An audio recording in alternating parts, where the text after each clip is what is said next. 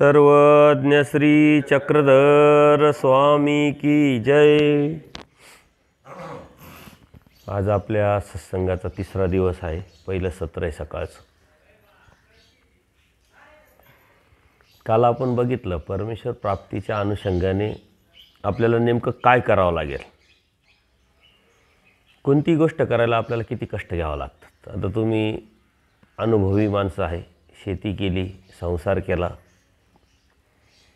आणि अत्यंत कष्टाने इथपर्यंत पोहोचले आणि तेही किती टिकाऊ आहे ते कष्ट, त्यातून मिळणारा जो फायदा किती फायद्याचा आहे याची जाणीव आपल्याला झालेली, जाणीव होत असते आपल्याला। परंतु जे नित्य फळ आहे, कायमस्वरूपी जे आपल्याला उपयोगी येणार आहे, जे आपल्याला कायमस्वरूपी आनंद देणार आहे, आपल्या जन्ममृत्यूचा जो रोग आहे त्यातून काढणारा आहे, त्यासाठी तेवढ्याच मोठ्या प्रमाणात कष्ट घ्यावा लागेल। लगेच गेलो आणि एखादी वस्तू आपण जशी विकत आणतो तशी परमेश्वर प्राप्ती भेटू शकत नाही, होऊ शकत नाही। बरं, नाही परमेश्वर प्राप्ती झाली तर पुढे काय, हा प्रश्न आपल्याला सतत पडला पाहिजे। कारण पुढे काय हा जर प्रश्न पडत नसेल ना तर तुमची प्रगती थांबून जाईल। आपण आपल्या सांसारिक जीवनामध्ये विचार करतो की हे झालं का मग पुढं ते करू, ते झालं का मग पुढं ते करू। जीवनाची प्रगती जर आपल्याला साधायची असेल तर पुढचा टप्पा आपल्याला गाठावा लागतो आणि तो गाठण्यासाठी पुढचं ध्येयसुद्धा आपल्याला स्वीकारावं लागतं। तसं अध्यात्मामध्ये आहे की हा जन्म झाला, मग आता पुढे काय करणार।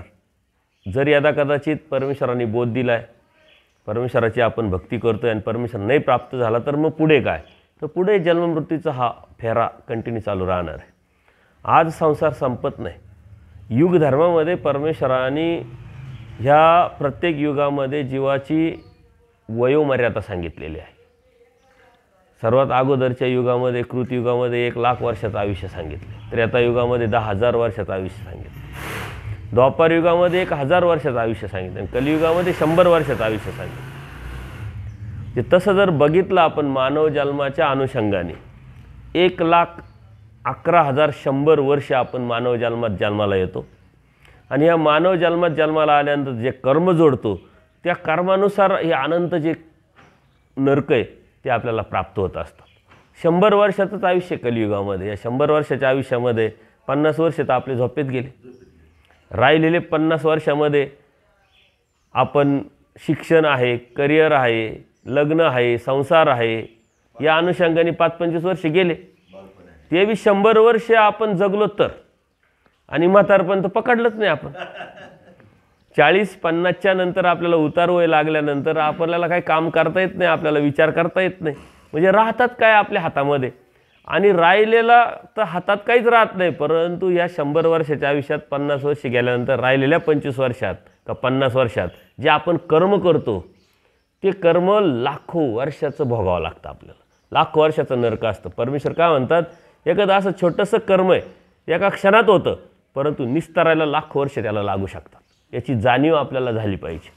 ही जाणीव अध्यात्म आपल्याला करून देत असते, ही जाणीव परमेश्वर आपल्याला करून देत असतं आणि ती जाणीव आपल्याला पटली पाहिजे, आपल्याला समजली पाहिजे, आपल्याला खरं वाटलं पाहिजे। आपण भ्रमात असल्यामुळे आपल्याला खरं काहीच वाटत नाही, ते चाललंय आजचे दिवस उद्यावर, उद्याचा दिवस परवावर, पाट्या टाकायचं काम चालू आहे। याचं कारण का, आपल्याला असं का वाटत नाही, तर आपल्यासारखेच आपल्याला सारे दिसतात। तुम्ही आता स्टॉपवरती जाऊन बसा किंवा स्टँडवरती गेले, बाजारात गेले, आपल्यासारखे सारे माणसं काम करताना, पळताना, इकडं तिकडं जाताना दिसतात। त्याच्यामुळे आपल्याला असं वाटतं आपलं काय वेगळं आहे, ते त्यांचं ना आपलं त्यांचंच आहे, परंतु तुम्ही वेगळे आहात। कारण का, परमेश्वराने तुम्हाला बोध दिला आणि या बोधाच्या माध्यमातून तुम्हाला लक्षात आलेलं आहे की ही सृष्टी का निर्माण केली, कोणी केली, कशासाठी केली। तुम्हाला बोध दिला, त्या बोधाच्या माध्यमातून जीव, देवता, प्रपंच आणि परमेश्वर हे तुम्हाला समजलं आहे। या बोधाच्या माध्यमातून आता युगधर्म मी तुम्हाला सांगितलं, त्या युगधर्माचा कोणता धर्म, कोणता अधर्म, धर्म केला तर कोणत्या देवतेची प्राप्ती आणि अधर्म केला तर खालील युगात जन्म, हे आपल्याला समजलं आहे। ज्याला समजलं नाही त्याची गोष्ट वेगळी, पण समजूनही जर तुम्ही न समजल्यासारखे जर केले तर जास्त गुन्हेगार। बघा, एखादा आमदार असतो, लोकप्रतिनिधी कोणताही घ्या, त्यांनी एखादा छोटासा गुन्हा केला ना तर त्याला मीडिया किती भूष देते आणि त्यांनी खूप मोठा गुन्हा केला असं दाखवत असते। तोच गुन्हा एखाद्या सर्वसामान्य माणसाने जर केला तर कधी त्याला अटक होते, कधी जामीन होतो आणि कधी तो सुटून जातो, आपल्याला समजत पण नाही, बरोबर की नाही। तसं तुम्हाला बोध दिल्यानंतर, ह्या जीवाला बोध दिल्यानंतर सर्व समजून सांगून सुद्धा जर यदाकदाचित आपण त्या अनुषंगाने जर वाटचाल आपल्या जीवनाची नाही केली तर आपण जास्त गुन्हेगार म्हटल्यानंतर जास्त आपल्याला शिक्षा. तर ह्या ज्या साऱ्या गोष्टी आहे ह्या आपण समजून घेतल्या पाहिजे. आणि अध्यात्म आपल्याला, परमेश्वर आपल्याला या गोष्टी समजून सांगतोय. बोधही सहजासहजी तुम्हाला भेटलेलं नाही आहे. कोणतीही गोष्ट सहजासहजी काही भेटत नाही. बोध देते काळी परमेश्वराने आपले जे कर्म आहे याची कर्माची जी चाल आहे ती थांबवली. आपली 5-5 देवतेचं आपल्याला चेष्ट करतोय, ते चेष्ट करतो थांबवलं, आपल्याला न्यूट्रल केलं पूर्णपणे. आणि मग आपल्याला परमेश्वराने बोध दातृत्व केले. जसं एखादा मंत्री जात असताना काय करतात, सर्व ट्रॅफिक जाम करतात ना, पोलीस सारे ट्रॅफिक बंद करतात, इकडची ट्रॅफिक बंद, इकडची ट्रॅफिक बंद, मग तो मंत्री जातो आणि मग ती ट्रॅफिक चालू होऊन जाते. तसं आपल्या कर्माची जी चाल आहे याचे ट्रॅफिक कंटिन्यू चालू राहतं. एक कर्म झालं का दुसरं कर्म झालं का तिसरं, असे कर्म केलेले त्या कर्मानुसार ते जे भोग आहे ते सुद्धा एकाचं झालं का दुसरं झालं का तिसरं. देवता लाईनच लावलेल्या बसलेल्या, देवता लाईन लावून बसलेल्या भोगवण्यासाठी. त्या परमेश्वराला बोध द्यायचा असेल तर ते सर्व थांबावं लागतं. साऱ्या देवतेचं जे भोग आहे ते थांबवले, म्हणजे ट्रॅफिक थांबवली, कर्माची चाल आहे ती थांबवली, आपल्याला न्यूट्रल केलं आणि मग आपल्याला बोध दिलेला आहे. आणि ह्या बोधाच्या माध्यमातून आपल्याला हे सारं कळतं आहे, सारं कळवलं आहे, जाणीव दिलेली, जाणीव करून दिलेली. आणि एवढं करूनही जर आपण त्यावरती जर नाही चाललो तर मात्र आपल्याला शिक्षा तर जास्तच होणार.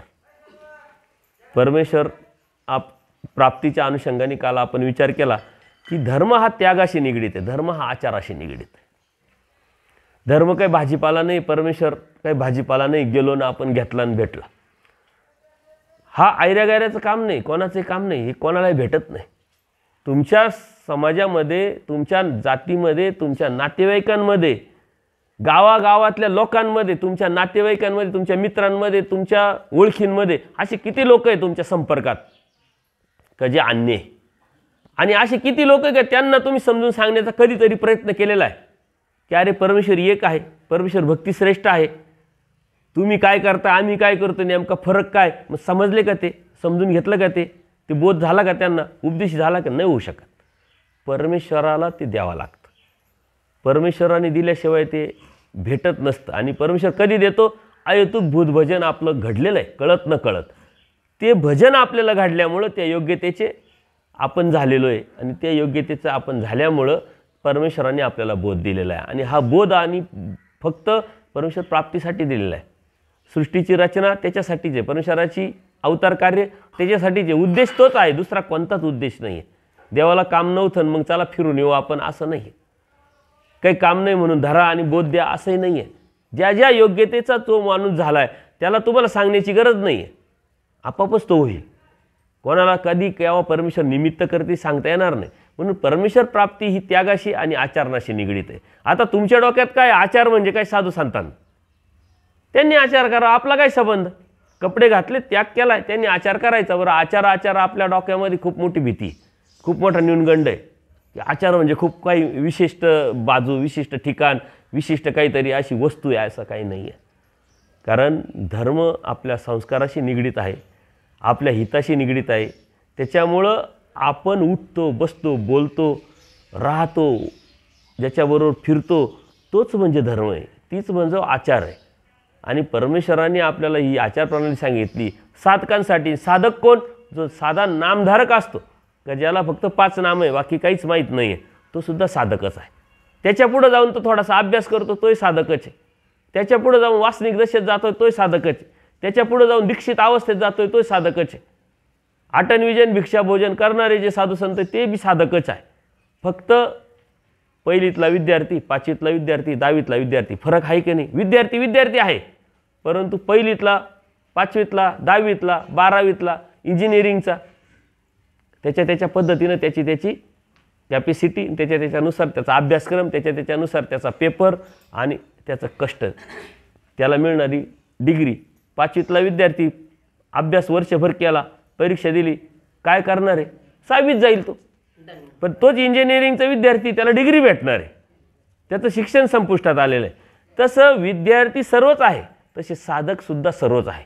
आपल्या डोक्यात काय, आपण फक्त उपदेश घेतला आहे, आपल्याला साधकाचा काय संबंध, आपला आचाराशी काय संबंध, आपल्याला परमेश्वर प्राप्तीशी काय संबंध, असं नाही आहे. आपण कसं वागतो आपल्या समाजामध्ये राहत असताना, आपल्या कुटुंबात राहत असताना, तोही एक आचारच आहे. परमार्ग तुमचं जीवन किंगा. परमेश्वर काय म्हणतात? परमार्ग तुमचं जीवन आहे. जीवन म्हणजे काय? 1 मिनिटाचं, एका क्षणाचं किंवा विशिष्ट ठिकाणचं असं असतं का? नाही. धार्मिकता फक्त मंदिरात येऊन करायची असते का, आश्रमात करायची असते का? असं नाही. धार्मिकता ही कंटिन्यू तुमच्याबरोबर सकाळी उठल्यापासून झोपेपर्यंत बरोबर असते. ती म्हणजे धार्मिकता आहे. तुम्ही कोणाबरोबर कसे वागतात ही बी एक धार्मिकताच आहे. त्याच्यामुळे परमेश्वराने आपल्याला जी आचार प्रणाली सांगितली ती सर्वांसाठी सांगितली, ती नुसते साधू संतांसाठी नाही सांगितली. हे पहिले तुम्ही समजून घ्या. आणि न्यूनगंड ही भीती पहिले काढून टाका की आचाराचा आपलाही संबंध आहे, धर्माशी आपला संबंध आहे, बोध आपलेच संबंध. बरं, आचार तुम्ही करत नाही का? तुम्ही आचार करताय ना.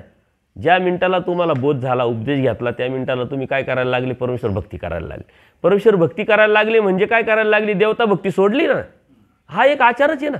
देवता भक्ती सोडली, अंधश्रद्धा सोडल्या, कर्मकांड सोडले आणि एकनिष्ठ परमेश्वराची भक्ती करायला लागली म्हणजे आचार करायला लागले की नाही? मग तिथपर्यंत सीमित न होता तुम्ही पुढे गेले पाहिजे. पहिलीतला गेलेला विद्यार्थी जर तिथंच सीमित राहिला, जाऊ द्या आपल्याला लिहिता वाचता यायला लागलं, बेरजा वाजा वाक्य यायला लागल्या, आता काय शिकायची गरज आहे? त्याच्यावरती त्याला नोकरी लागेल का? त्याच्यावरती तो सुशिक्षित होईल का? त्याच्यावरती तो सुखी होईल का? नाही होऊ शकत. त्याला पुढं जावं लागेल. तसं परमेश्वर प्राप्तीच्या अनुषंगाने तुम्हाला प्रवेश दिलेला आहे, एंट्री दिलेली, ॲडमिशन दिलेलं आहे, परंतु तुम्ही तिथंच थांबलेले. नामधारक वासनिकांची एक शोकांतिका आहे. मी अनेक ठिकाणी सत्संगाला जातो, बस उपदेश घेतला आहे, 20-20 वर्ष, 40-40 वर्ष हा तेच आहे. सकाळ दुपारची संध्याकाळची देवपूजा, कधीतरी स्मरण चिंतन, कधीतरी स्थान, कधीतरी क्रिया, एवढी छोटा धर्म करून टाकलेला आहे. वास्तविक धर्म हा आपल्याला ऊर्ध्वगतीला नेत असतो, आपल्या जीवनाला सुखी करत असतो. परंतु आपण थांबलेलो आहे. का थांबलेलो आहे? तर एक गैरसमज आपल्याला, भ्रम निर्माण झालेला आहे का हा आपला विषय नाही आहे. आपण उपदेश घेतला, बस करा, कोणी सांगत नाही, आपण ऐकत नाही, आपण विचारत नाही. त्याच्यामुळं ह्या ज्या गोष्टी आहे ह्या ज्ञानाच्या बाजूने विचार करून, खूप काही ज्ञान मोठं नसतं, खूप काही मोठा आचार नसतो, ती न्यूनगंड, ती भीती आहे ती काढून टाकणं आणि त्या बाजूने आपण पावलं टाकायला सुरुवात करणं हाच आचार आहे. आचार्य योग्यता, विचारे दृढता. विचार दृढ कधी होतील तुमचे? पक्के कधी होतील? का आचाराच्या बाजूने पहिलं पाऊल टाकलं तुमचे विचार दृढ होतील, पक्के होतील. तुम्ही आता व्यवसाय करताय, काम करताय, शेती करताय, जे बी आहे, जो अनुभव तुमच्या हातातून गेलेला आहे, नजरेखालून गेलेला आहे, त्या अनुभवाविषयी तुमच्या मनामध्ये काही शंका राहत नाही. तर नाही, माझं मी एकदा केलेलं आहे, हे करायचं काय हरकत नाही, मला ते माहीत आहे. त्या अनुभवातून आपण गेल्यानंतर आपल्याला त्याच्याविषयी भीती वाटत नाही, गैरसमज होत नाही, द्विधामनी स्थिती राहत नाही. तसं आचाराच्या बाजूने जेव्हा विचार कराल आणि आचाराच्या बाजूने जेव्हा पावलं टाकाल, तेव्हा खऱ्या अर्थाने तुम्ही दैवराटीचे आणि परमेश्वराच्या भक्तीचं सुरुवात केलेली. आचाराचा जर विचारच केलेला नसेल आणि तुम्ही आचाराचा काही संबंध नाही असा जर विचार करत असेल तर तुम्ही उपदेशीच नाही, मग अनुभवच नाही आहे, दैवराटीचेच नाही आहे. आपल्या मनामध्ये आपण भ्रम करून घेतला, मग आम्ही परमेश्वराचे भक्त आहोत, परमेश्वर भक्ती करतोय, सकाळ संध्याकाळची देवपूजा करतोय, स्मरण करतोय, याच्या व्यतिरिक्त काय करायचं असतं? याच्या व्यतिरिक्त बरंच काही करायचं असतं. आणि म्हणून आता सूत्र खूप आहे. सूत्रपाठामध्ये आता तुम्ही सूत्रपाठ वाचता की नाही, अभ्यास करता की नाही माहीत नाही, परंतु सूत्रपाठात जेव्हा परमेश्वराने जो अभ्यासक्रम आपल्याला दिलेला आहे, सिलेबस आपल्याला दिलेला आहे, स्वतःच्या श्रीमुखीचं तत्त्वज्ञान जे सांगितलेलं आहे, त्यात गेल्यानंतर तुमच्या असं लक्षात येईल का सूत्रपाठाच्या 50% सूत्र तुम्ही ह्या अवस्थेत, संसारात असताना, शेती करताना, व्यवसाय करताना सुद्धा पाळू शकता. आणि 1-2%, 5%, 10% जरी तुम्ही समजले, जाणून घेतलं आणि करायला सुरुवात केली तरी तुमच्या विचाराची दृढता पक्की निर्माण होईल. तुमच्या विचाराची दृढता पक्की निर्माण होईल, धर्मावरती चालायला सुरुवात कराल, परमेश्वराची प्रसन्नता आपोआपच निर्माण होईल. कोणती गोष्ट रिस्पॉन्स दिल्यानंतर भेटत असते ना. एखाद्याला आवाज दिला तर तो ओळ देईल, जर आवाजच नाही दिला तर तो ओळ कसं काय देईल? त्याचं नाव घेऊन जर बोललं तर तो लगेच आपल्याला रिस्पॉन्स देतो, लगेच पाठीमागं पाहतो, काय म्हणतो. नुसतं ऐ केलं गर्दीचं तर कोणाला ऐ केलं काय माहिती. तसं आपण परमेश्वराच्या या धर्मामध्ये राहत असताना, जगत असताना, परमेश्वराचा प्राप्तीच्या अनुषंगाने जर धर्म आहे आणि तो धर्म आचारावरती, त्यागावरती जर अवलंबून आहे तर त्याचाच विचार करावा लागेल. नुसती देवपूजा करणं हा एक धर्माचा एक पार्ट आहे, एक भाग आहे. जसं आता गाव आहे तुमचं, एवढं मोठं गाव आहे, या गावाची जी लोकसंख्या आणि स्वरूप मर्यादा जर बघितली तर 2-4-5 किलोमीटरमध्ये किंवा 2-4-5 एकरामध्ये बसलेलं आहे. आता हे मंदिर म्हणजे गाव झालं का? ह्या गावाचं एक पार्ट आहे मंदिर म्हणजे. तसं जे तुम्ही करताय त्या धर्मातली एक एक भाग तुम्ही करताय, एक एक पार्ट करताय आणि त्याला धर्म बस समजून घेतलंय. हा तुमचा सर्वात मोठा अज्ञान आहे, सर्वात मोठा अन्यथा ज्ञान आहे. धर्म तर समुद्र आहे, त्या समुद्रात गेल्यानंतर आपल्याला काय भेटणार नाही. परमेश्वराने समुद्राचा दृष्टांत सांगितलेला अत्यंत सुंदरपैकी. जे समुद्र आहे त्या समुद्रात काही लोक व्यापार करायला जातात. आता कोणी मासेमारी करतं, कोणी ते कवडे वगैरे व्यस्त, कोणी तेल काढतं, कोणी वायू काढतं, आणखीन माणिक मोती काढतं त्याच्यामध्ये आणि ते व्यापार करून आपलं घर चालवतात. तसं प्रत्येकजण आपापलं घर चालवण्यासाठी काही कोणी शेती करते, कोणी व्यवसाय करते, कोणी नोकरी करते की नाही, आपापल्या परीनं करते. परंतु एक असा असतो का तो म्हणतो हा समुद्र, या समुद्रात काय नसेल. तो थोडा खोलवर जातो, आतमध्ये जातो आणि आतमध्ये गेल्यानंतर त्याला असं एक वस्तू भेटते का त्याची किंमतच होऊ शकत नाही. अनमोल असा हिरा त्याला भेटतो. आता तो गेला व्यापाराला, आणल्यानंतर त्याला माहिती आहे का हे विकावं लागेल, विकलं तर पैसे भेटतील, पैसे भेटले तर आपल्याला घर चालवावं लागेल, घर चालेल. आता हा एवढा मोठा अनमोल हिरा, याची किंमत कोणीतरी विशिष्ट लोकच करतील ना. आता सोनं मोडायला तुम्हाला कोणाकडे जावं लागेल, सोनारकडे जावं लागेल. किराणाच्या दुकानात गेले आणि म्हटले सोनं मोडायचं आहे, देईल का तो? त्याची योग्यताच नाही ना. मग तो जातो राजाकडं आणि राजाकडे गेल्यानंतर तो त्याला दाखवतो. तो राजा काय म्हणतो, हे तर मी आजपर्यंत कधी असं पाहिलं नाही, याची किंमत करावं लागेल, ती किंमत मला तुला द्यावं लागेल तेव्हा ते होईल ना. आता मलाच माहीत नाही आहे, तुलाही माहीत नाही, तर मी देऊ तरी काय? मोल करायचं, देवाणघेवाण करायची तर किंमत ठरवावं लागते ना. आपण कोणते भाजीपाला आणायला गेलो तरी किंमत ठरवतो, किती काय किलो आहे, 10 रुपये किलो, 20 रुपये किलो. मग आपण कमी जास्त करून तो भाव एकदा पक्का झाला का मग तो माल देतो ना, आपण पैसे देतो. तसं तो राजा काय करतो का जो जेव्हा हिरा असतो,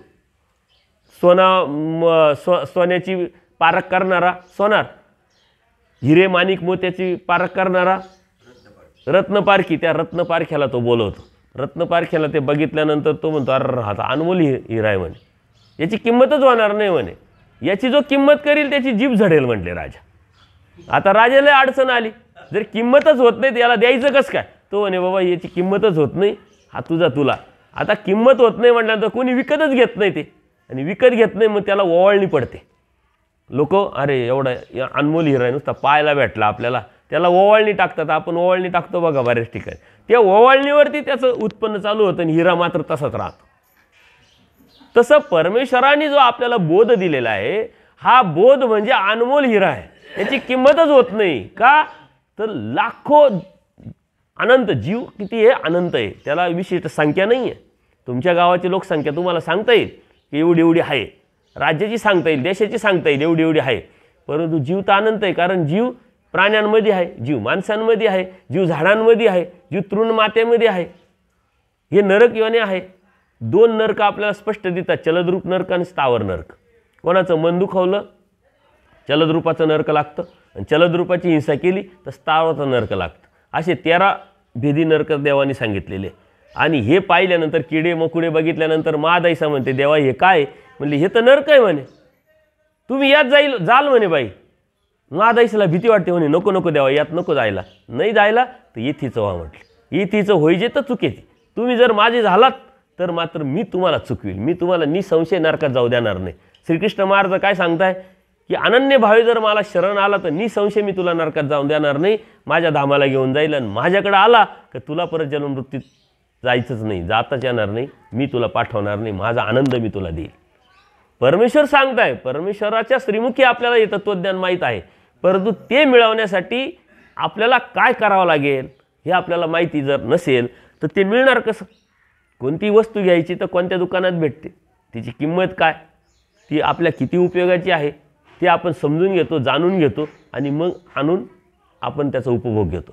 तसं परमेश्वराच्या भक्तीतून आपल्याला प्राप्त करायची परमेश्वराचा आनंद, परमेश्वराची प्राप्ती, आणि ती कशाने मिळणार आहे?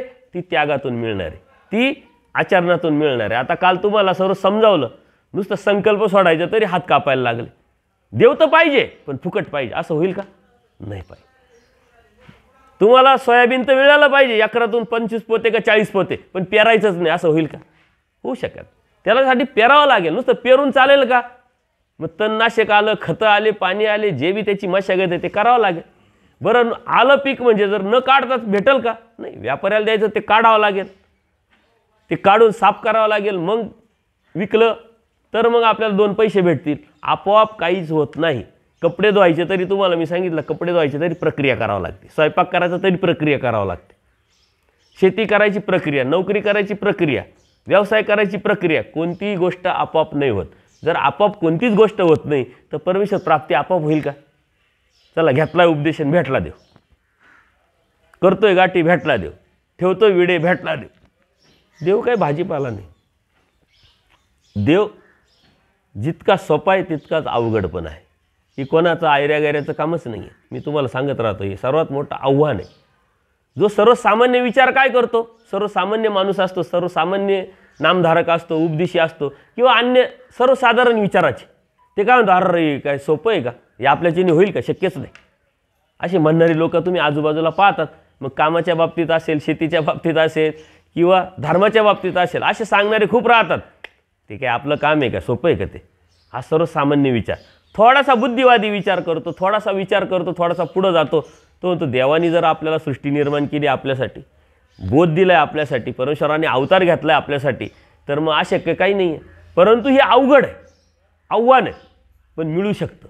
हे अशक्य नाही, अशक्य जरी असलं परंतु शक्य नाही असं पण नाही. हा एक होकारात्मक विचार त्याचा असतो. पण पुढं जाऊन अजून एक विचार करणारा माणूस असतो, स्ट्रॉंग, थोडा जास्त बुद्धिवादी, थोडीशी जास्त जाणीव, थोडासा जास्त अभ्यास, थोडीशी जास्त निष्ठा.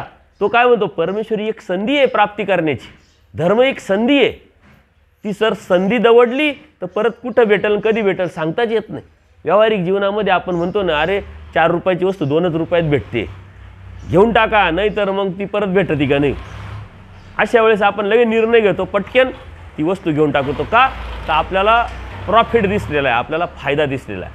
तसं परमेश्वराची या भक्तीमध्ये प्रॉफिट आपल्याला दिसलं पाहिजे, फायदा आपल्याला दिसला पाहिजे. का परमेश्वराची प्राप्ती म्हणजे एक संधी आहे.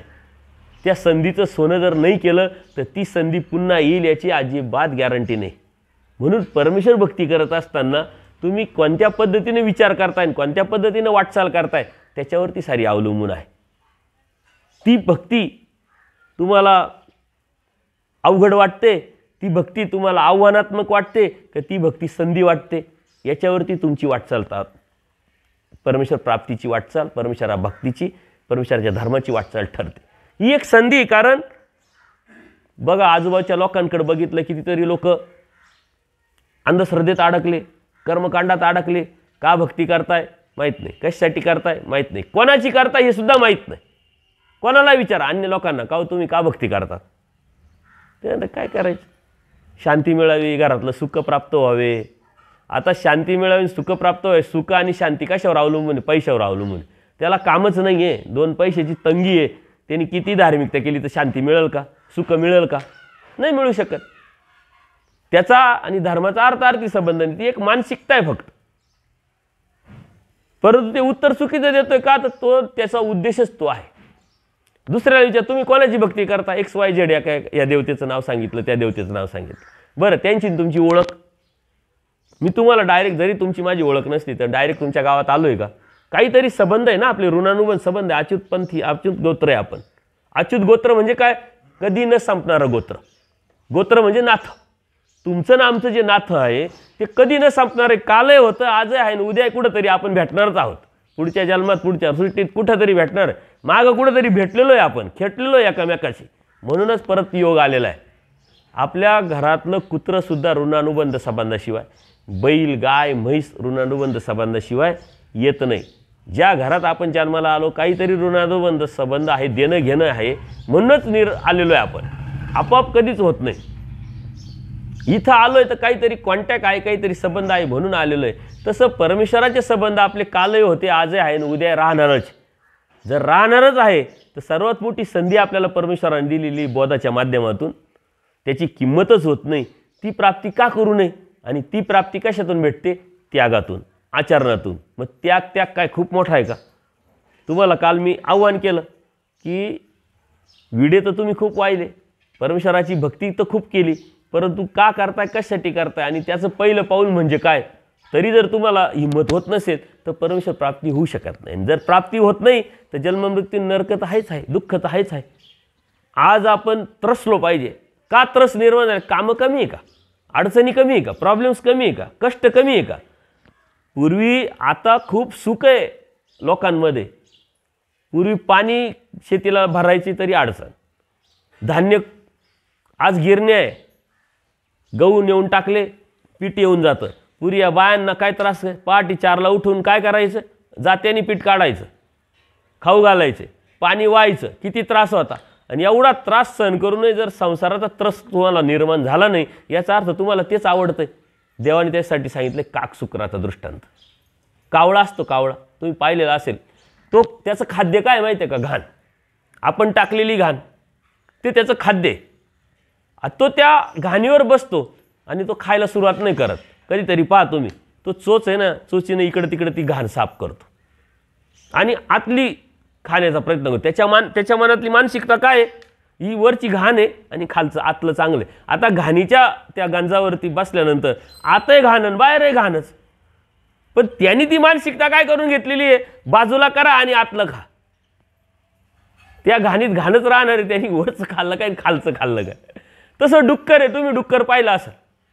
ते डुक्कर त्या गटारीमध्ये जातं, त्याचं खाद्य ते, त्याचं लोळणं ते, त्याचं राहणं ते कधीच वरचं खाणार नाही. ते तोंड खूप असतं आतमध्ये, ते तोंड खाली घालतं आणि खाली ते चालतं. त्याला काय वाटतं, वरती घाण आहे ना आतलं चांगलं आहे.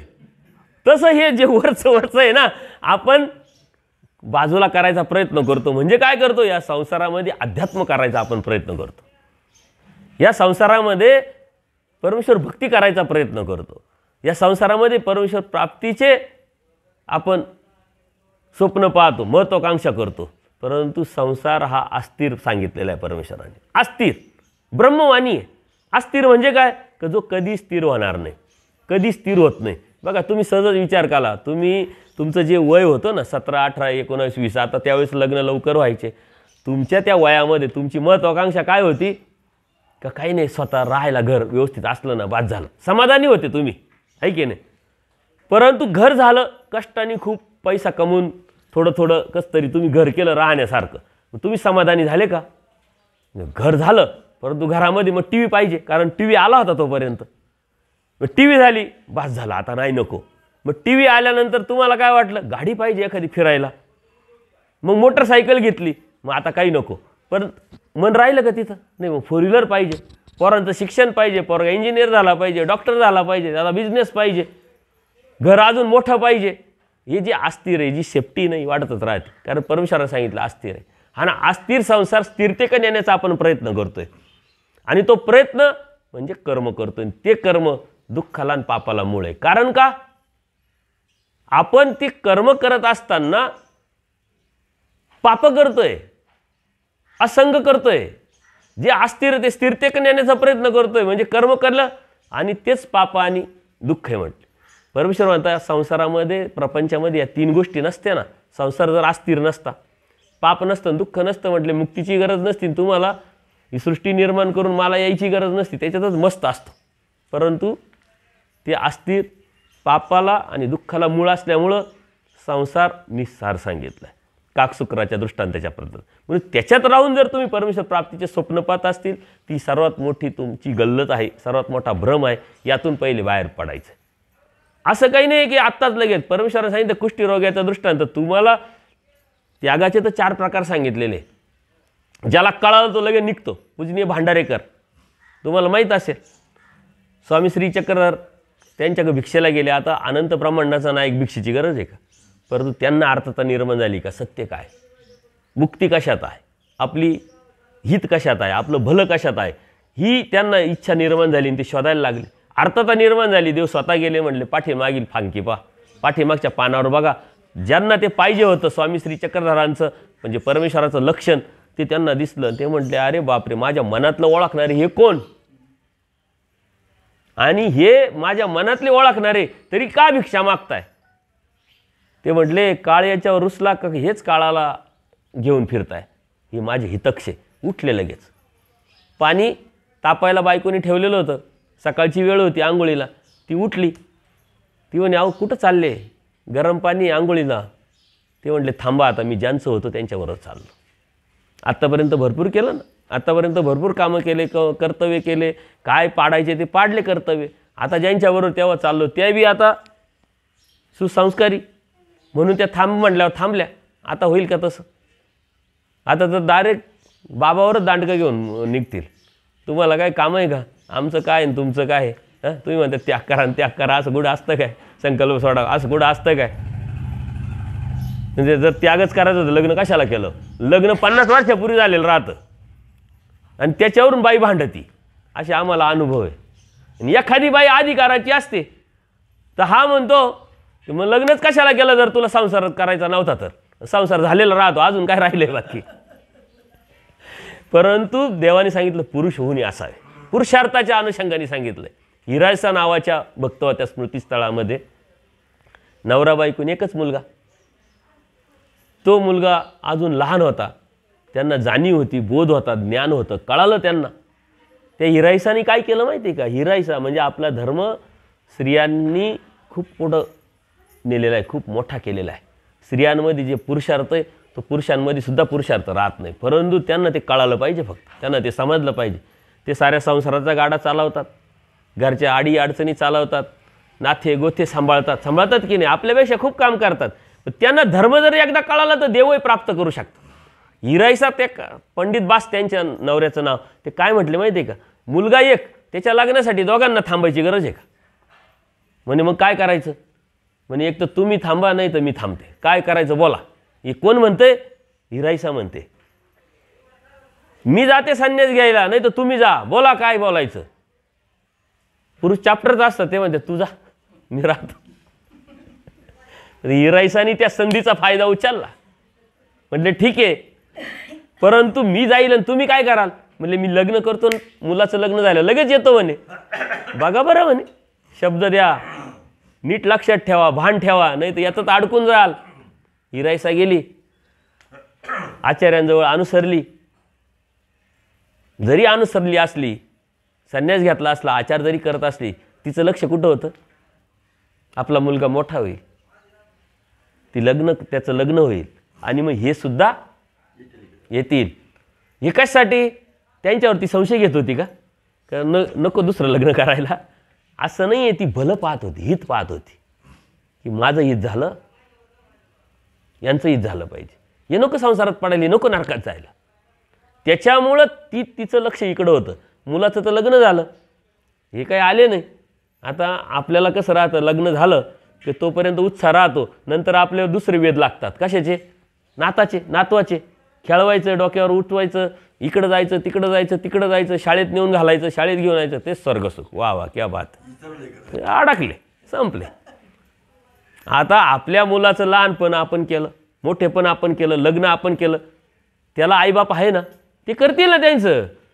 हा अटकला म्हणतो, याची कोण याला कोण ओळखतं? नाताचं लग्न, नातीचं लग्न, यांना कोण ओळखतं?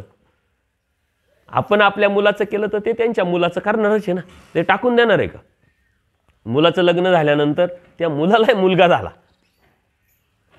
मुलगा झाला तरी पंडित बास काही येईन, हिची नजर होती. मग यांनी काय केलं, एका साधकाला पडताळणीसाठी पाठवलं. जा बरं काय करताय बघून या, आणि त्यांना निरोप द्या म्हणे.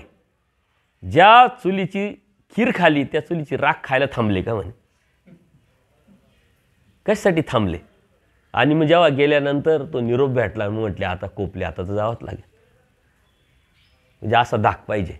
संन्यास घेतलेली हिरायसा, तिनं निरोप दिला तरी ते घाबरले. आपल्याला काही कमी घाबरतात का? परंतु आपला भीती वेगळी पद्धतीची असते. आपली भीती वेगळ्या पद्धतीची असते. आपण विचारावं लागेल बा त्यांना. ते आपल्या हातात नाही आहे. धर्माच्या अनुषंगाने धाक निर्माण करा ना, मग भलं होईल, मग हित होईल. एकामेकाचं हित पाहिलं पाहिजे. अहो कळालं नव्हतं ती गोष्ट वेगळी, देवधर्म बोध नव्हता ती गोष्ट वेगळी. आता तर कळालंय. आता आपण आपले कर्तव्य संपले. आता तुम्ही बी नरकात नको जायला आणि मी बी नरकात नको जायला, याचा विचार तुम्ही केला पाहिजे. कारण एका विचाराने संसार केला, एका विचाराने कष्ट केले, एका विचाराने प्रगती केली, तसं एका विचाराने परमेश्वर कसा मिळवता येईल हा बी केला पाहिजे की नाही. परंतु ती सात्विकता, ती गुणात्मक भाव आपला असायला पाहिजे. आणि मग पंडित बास आले. त्यांची योग्यता तेवढीच होती. पंडित बासांची योग्यता तेवढीच होती. ते जरी संसारात होते तरी ते अभ्यास करत होते, चिंतन करत होते, आचार करत होते. ज्यावेळेस ते आचार्यांकडे आले ना, आचार्यांनी काय केलं, त्यांचं स्वागत केलं. नुसतं स्वागतच नाही केलं, पूर्व मार्ग मंडळींना सांगितलं की आज भिक्षेला कुणी जाऊ नका. बघा किती मोठ्या अधिकाराचे संसारातले माणसं. तुमचा भ्रम काढण्यासाठी मी तुम्हाला सांगतोय. तुम्हाला वाटतं आम्ही संसारातले काय खरं आलंय, देव कसा काय भेटल, असं नाही. संसारातले माणसं. आचार्यांनी काय सांगितलं पूर्व मार्ग मंडळीला, आज तुम्ही भिक्षेला जाऊ नका. पंडित बास येत आहे. किती अभिमान, किती श्रद्धा, किती प्रेम, किती आपलेपण. आल्यानंतर पंडित बासांना सांगितलं आमच्या संगतीला जेवण करा. आता पंडित बास जाणीवेचे ज्ञान, त्यांनी तुमच्या संगतीला आम्ही कसं बसू. साधूच्या संगतीला कर्मराटीच्या वासनिकांनी बसू नये म्हटले. हा नियम आहे, हे तत्व आहे. हे कोण म्हणते, पंडित बास म्हणताय. परंतु आचार्यांनी काय उत्तर दिलं, ज्याच्यासाठी घरातून निघाले ना ते काय करायचं राहिलं काय. जे होऊन असे ना म्हणे ते झालंच, एक प्रोसेस बाकी आहे. तुम्ही ज्या मिनिटाला घरातून त्याग करण्याच्या उद्देशाने निघाले, ज्या मिनिटाला तुमच्या मनामध्ये भाव आला ना की मला देव पाहिजे, देव मिळाला पाहिजे, नको आता अनंत जन्म गेले, अनंत सृष्ट्या गेल्या, कितीतरी दुःख, मागचं तर कोणी पाहिलं नाही. महिन्याभरापूर्वी तुम्ही काय जेवण केलं हे तुम्हाला सांगता येत नाही. महिन्याभराचं काय, काल सकाळी काय जेवण केलं हे माहीत नाही. आता इकडचे पदार्थ जवळजवळ सारखेच असतात, त्याच्यावर पटकन सांगता येईल. आम्ही 3 दिवसापासून सेम टू सेम जेवण करतोय, फरकच नाही काही. काहीच फरक नाही. तीच डाळ, तीच चपाती, तीच भात आणि अजून काय सेम टू सेम, काही फरक नाही. त्याच्यामुळं मी सांगू शकतो का काल काय खाल्लं, परवा काय खाल्लं. परंतु जर बदल होत असला तर तुम्ही काल काय खाल्लं आणि परवा काय खाल्लं हे आठवत नाही. महिन्यापूर्वाचं काय आणि मागच्या जन्माचं काय आहे का शक्य. परंतु मागच्या जन्मातलं आठवत नाही. ह्या जन्मात तर तुम्हाला आठवलं पाहिजे की कसं जीवन सुरुवात झाली, किती कष्ट घेतले, किती त्रास घेतला. बरं, ह्या त्रासातून, या कष्टातून मिळणार काय आहे, नरक. दुःख कोणाला पाहिजे का. एखाद्या व्यक्तीला म्हटलं तुला दुःख देतो, भेटल तो म्हणेल का द्या दुःख. सुख पाहिजे, सुखासाठी आपण सारं पळतोय. आचार्यांनी त्यांना जवळ बसवलं, कारण त्याच उद्देशाने ते आलेले होते. जेवण केलं आणि दुपारी 4 वाजता त्यांची दीक्षा झाली. पहिल्यांदा संकल्प सोडला त्यांनी की चला आता जायला पाहिजे, त्याच वेळी दीक्षा झाली होती. तसं तुमचा फक्त मनामध्ये भावना निर्माण झाली ना तरी ती परमेश्वराच्या कॉम्प्युटरमध्ये सेव होती. परमेश्वराचा कॉम्प्युटर खूप मोठा आहे. नुसती मनात विचार जरी आला ना तरी तो सेव होतो. नुसता मनात विचार आला, मुखाने बोलले तुम्ही तरी सेव होतो आणि कृती परमेश्वर करून घेतो. वासना तर केली पाहिजे की नाही. कर्म 3 प्रकारचे असतात, मानसिक कर्म, वाचिक कर्म आणि प्रारब्ध कर्म. कधीही कोणतीही गोष्ट तुम्ही डायरेक्ट कधीच करू शकत नाही. तुम्ही विचार करता आता हे करायचं आहे. तुम्ही बघा, पेरणी करायची, आता पाऊस पडला का, या वावरात हे करू, त्या वावरात ते करू, त्या वावरात ते करू, विचार केलेला आहे का नाही, प्लॅनिंग करून ठेवलेलं आहे. किंवा एखाद्याला शिव्या जरी द्यायच्या असल्या ना तरी डायरेक्ट जाऊन शिव्या देऊ शकत नाही. विचार केला राहतो 4 दिवस, तो भेटला का त्याला असं बोलू, त्याला अशा शिव्या देऊ, त्याला असं करू. विचार केलेला आहे, मानसिक कर्म केलं तुम्ही. मग वाचिक कोणाकडे तरी बोलतो, तो भेटला पाहिजे, मग मी त्याला बोलतो, वाचिक कर्म केलं. आणि मग जेव्हा तो भेटतो तेव्हा आपण कर्म करतो कोणती गोष्ट. तसं तुम्ही मानसिक कर्म परमेश्वराला लगेच सेव होतं. मानसिक कर्मातून सुद्धा नरक आहे, वाचिक कर्मातून सुद्धा नरक आहे. त्यासाठी देवाने सांगितलं ओठांतर निघाल ते देशांतरच आहे. कोणाविषयी वाईट बोललं नाही पाहिजे, कारण जरी वाईट बोललं तरी ते तेवढ्यापुरतं मर्यादित राहत नाही. ते कधी ना कधी त्याच्या कानावर जाणार आहे. त्याच्या कानावर गेल्यानंतर अरे हा माझ्याविषयी असा वाईट बोलला, त्याचं मन कलुषित होणार आहे. आणि मन कलुषित झालं, त्यांनी जो त्रागा केला, त्यांनी जो त्रास करून घेतला ना, ते कर्म तुमच्या माथी पडणार आहे आणि त्याचा भोग तुम्हाला भोगावा लागणार आहे. मानसिक कर्म, वाचिक कर्म आणि मग प्रारब्ध होत असतं. मानसिक कर्म परमेश्वराचं प्राप्त व्हा. नाही तुम्ही जसं म्हटले संकल्प इथंच समाजासमोरच बोलले पाहिजे, समाजासमोरच सोडला पाहिजे असं काही नाही आहे. कारण आपल्याला भीती असते, समाज काय म्हणाल, समाज काय म्हणाल. देवाने त्यासाठी काय सांगितलं, एक मुलगी आहे आपल्या घरामध्ये, मुलगी आहे, त्या मुलीला आपण किती लाडकोड कौतुक करतो, तिला जे पाहिजे ते करतो. मुलाला जे पाहिजे ते देतो की नाही, पण विशिष्ट वयात आल्यानंतर ती किती लाडाची असली कोडची असली ती घरात ठेवतो का आपण? पण ते नाही बा, आता वय झालं हिचं, 21 झालं 22 झालं, आपल्याला लग्न करून द्यावं लागेल. ती काय जड झाली का आईबापांना? नाही. ती एक समाज व्यवस्था आहे आणि तिला किती लाडाने कोडून जर लहानसं मोठं केलेलं असेल तर तिला तर घर सोडून जावंच लागतं. ती कोणासाठी घर सोडून जाते? एका नवऱ्यासाठी. आता एका नवऱ्यासाठी तिने कोणा सोडलं? आई वडील भाऊ मामा काका नाना सोडले का नाही? 5 सोडलं. बरं तिथं तुम्ही आता किती हुंडा दिला आणि किती मोठं लग्न करून दिलं, तिला काय लगेच चांदीचं ताटण सोन्याचा चमचा आहे का खायला? तिथे गेल्यानंतर काम तर आहेच, जाच तर आहेच. आता जाच नाही आहे, आता उलट सासवायला टेन्शन राहतं का आता येणारी सून कशी राहील, ती सांभाळली, ती नीट राहिली तर बरी, नाही तर डोक्याला ताण. पूर्वी वेगळं होतं. पूर्वी त्या पोरीला टेन्शन असायचं का सासू कशी, आता सासवायला टेन्शन आहे का सून कशी निघत, आहे की नाही? इकडं आल्यानंतर सुद्धा मग तिला सासू आहे, सासरे आहे, दीर आहे, ननंद आहे, यांचा जाच घ्यावाच लागतो. एका नवऱ्यासाठी ती सारं सण करते की नाही? परमेश्वर म्हणतात मी तर अनंत ब्रह्मांडांचा नायक आहे, या विश्वाचा नायक आहे. मला जर प्राप्त करायचं तर विश्वाला सोडावं लागेल. म्हणजे विश्वाचा जात सहन करावं लागेल. कोणी काय बोलल, कोणी काय सांगल, कोणी काय करल, कोणी काय वागल. आणि इथं आल्यानंतरही विश्वाचा जात घ्यावा लागेल. म्हणजे विश्वाला सोडावं लागेल, म्हणजे देवतेला सोडावं लागेल, नातेवाईकांना सोडावं लागेल, समाजाला सोडावं लागेल. सोडणं म्हणजे काय? लगेच सुटलं का? या आता आम्ही दीक्षा घेतली म्हणजे काय संबंध संपले काय? मानसिक संबंध तुटला, बाकी शारीरिक संबंध आहेच, कर्माचे संबंध आहेच. आता हे बाबांनी दीक्षा घेतली, काही संबंध सुटले का? संबंध संपत नसतात कधी, कारण कर्माने ते संबंध बांधले गेलेले. ती कधीच संबंध न संपत. पण मनातून मी आता देवाचा झालो, मी तुमचा होतो. भांडारेकर काय म्हणतात? मी आजपर्यंत तुमचा होतो, आता ज्याचं आहे त्याच्याबरोबर चाललो. आपण वास्तविक कोणाचे? आपण परमेश्वराचे. का परमेश्वराचे? कारण त्या परमेश्वराने आपल्यासाठी सृष्टी निर्माण केली, त्या परमेश्वराने आपल्यासाठी स्वतः अवतार घेतलाय, त्या परमेश्वराने आपल्याला आपलं हित व्हावं, आपलं भलं व्हावं म्हणून आपल्याला बोध दिलेला आहे. म्हणून आपण वास्तविक कोणाचे? परमेश्वराचे. परंतु आपल्याला अज्ञान असल्यामुळे आपण म्हणतो याचा बाप आहे, याचा काका आहे, याचा नाना आहे, याचा मामा आहे. आपण ही अज्ञानाच्या माध्यमातून आपण म्हणत राहतो मी हाय, मी तोय, मी तोय. ही तर कर्माच्या अनुषंगाने आपली ओळख निर्माण झालेली. परंतु वास्तविक ओळख आपली कोणाची? काय? आपण देवाचे, देव आपला आहे. ही आपली वास्तविक ओळख आहे.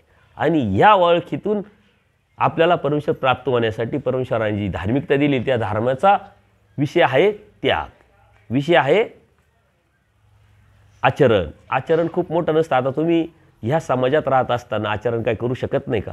करू शकतात. सूत्राच्या माध्यमातून तुम्हाला काही सूत्रांचे मी अनुभव देईल. परमेश्वर सांगितलं ज्ञाता विरक्ताचा संघ कीजे. ज्ञानी आणि विरक्त जो बी माणूस आहे, जी बी व्यक्ती आहे, त्याचा संघ करायचा. आता बघा तुमचा मुलगा एखाद्याबरोबर चालला, आपण त्याच्याबरोबर राहू नको, त्याची संगत नको ठेवू, हा चांगला नाही आहे. चांगल्याबरोबर नाही, हा तो चांगला माणूस आहे, चांगल्या घरातला पोरगा आहे, त्याच्याबरोबर राह, काय हरकत नाही. का? आपल्यामध्ये दोन्ही गोष्टी असतात, योग्य आणि अयोग्य, संत आणि असंत, दोन्ही सामुग्री आहे. आता मी एवढा चांगला बोलतोय आणि बाहेर गेल्यानंतर काही जर वाद झाला तर मी एवढा चांगला बोलल काय? कारण माझ्यात ते आहे ना, आहे की नाही? वेळ आली, प्रसंग आला, त्या पद्धतीनं माणूस वागतो की नाही? सहन करण्याची एक लिमिटेशन असतं ना. तसं ज्याच्या संगतीत जाल ते डेव्हलप होतं. चांगल्याच्या संगतीत गेलं चांगलं डेव्हलप होईल, वाईटाच्या संगतीत गेलं वाईट डेव्हलप होईल. तसं परमेश्वराने सांगितलेलं आहे, जे ज्ञानी आहे ना त्यांची संगत, साधू संतांची संगत करावी. ज्याला धर्माची चाड आहे, मला देव व्हावा अशी भावना आहे, इच्छा आहे, त्याची संगत करावी. आता हे करण्यासाठी, हा आचार करण्यासाठी तुम्हाला काय पैसे लागणार आहे? कुठं विशिष्ट ठिकाणी जावं लागणार आहे का? मंदिरात जाऊ, आश्रमात जाऊन मग देवाने सांगितलं ते वचन पाळू, आहे का? तुम्ही ज्या समाजात राहतात, ज्या नातेवाईकात राहतात, तिथेही आजूबाजूला असे कोण लोक आहे त्यांची ओळख करून त्यांच्याबरोबर तुम्ही संगत करणं म्हणजे परमेश्वराचा एक आचार, एक तत्व, एक सिद्धांत, एक वचन पाळल्यासारखं की नाही. विरक्त, विरक्त म्हणजे काय? विरक्ताची व्याख्या केलेली परमेश्वराने, खरूज खाजविना तो विरक्त.